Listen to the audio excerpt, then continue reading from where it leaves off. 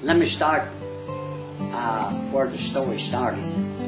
I was born and raised in Cumming, Georgia, South County, Georgia, and it was in the woods. When I was a young boy, we were poor people.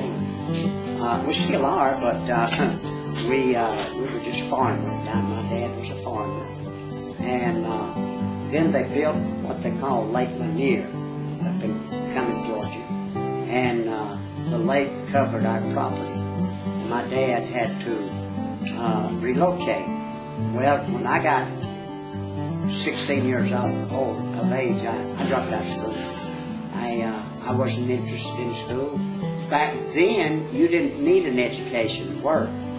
And the best work around in those days was sawmill. And I said, you don't need an education to work at a sawmill. And that was my idea. I just dropped out of school. And then when they built Lake Lanier, we moved down into Gwinnett County. And, you know, a young boy that's been protected from all these things, and then the world opens up to him, then I started to making friends and running with friends, and started drinking, started stealing, started doing all these things. With education and reading and all that wasn't in my plan at that time. So that was kind of the boy I was, and I went into the Navy and spent 4 years in the Navy, and then I came out, and I was in trouble. And at the age of 26, I got saved. The Lord just stopped me in my tracks, and I got saved, and changed my life. And I started to read the Bible. I asked the Lord when I got saved if He'd let me live for Him like I lived for the devil all those years. And I started reading the Bible because I knew the need to read, but it wasn't as much wanting to learn to read as it was to know God, to know who He was and what He was. And as I was reading the Bible, I'd come in, and my first wife, would sit down with me, and we'd go through it. And she'd correct me and help me, and I learned to read. And then I was 34 years old, studying in Tennessee Temple, surrendered to be a missionary when I got my education. I got my high school diploma, and 1 month before I got my diploma from the Bible school in Tennessee Temple. And then we went on to, my wife and I, we went to Costa Rica as missionaries. And we went to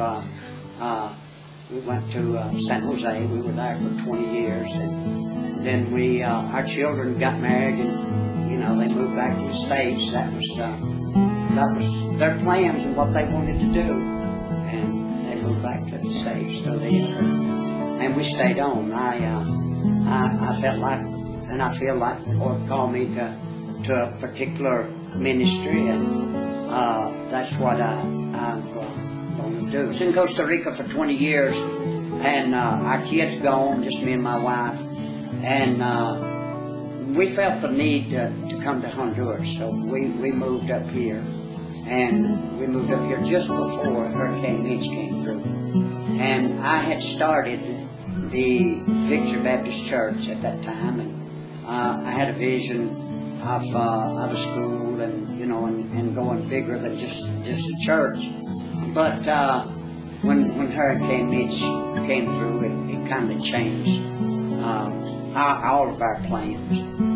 We just started the church over here, and then after Mitch passed through, we saw the disaster and all, and the need. And then my wife had bought some property out. You'll see it in a little while out in the country.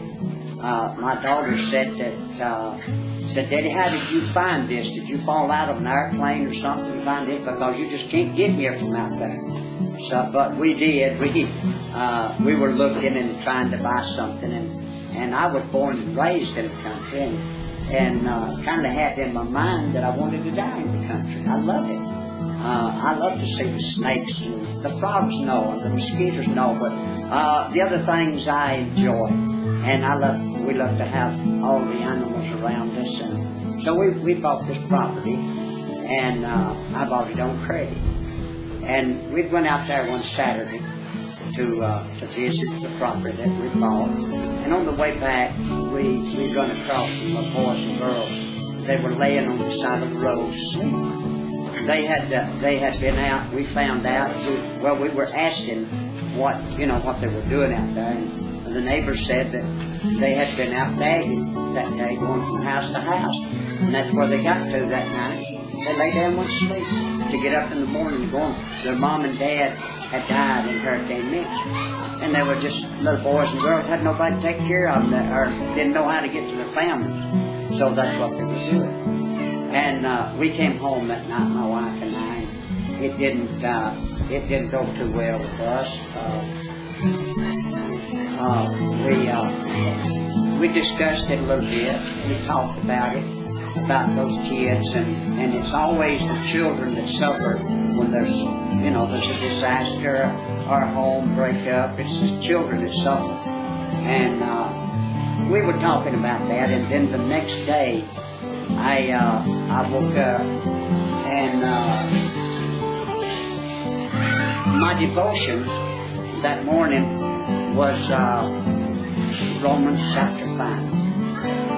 And I got to reading, and I read verse 8, where it says, God showed us He loved us. He died for us. And then the Lord was saying, hey, I love you, I died for you. How about the children? We sat down at that time, and we started discussing what could we do. There was so much. There was over 14,000 people killed in that hurricane, and there were so many people homeless and so much need. And we knew that we couldn't help all, but we felt that it would be a sin if we didn't do something. So we decided we were going to the States and stay 1 month. And we were going to raise $1,500 and get some children's clothes.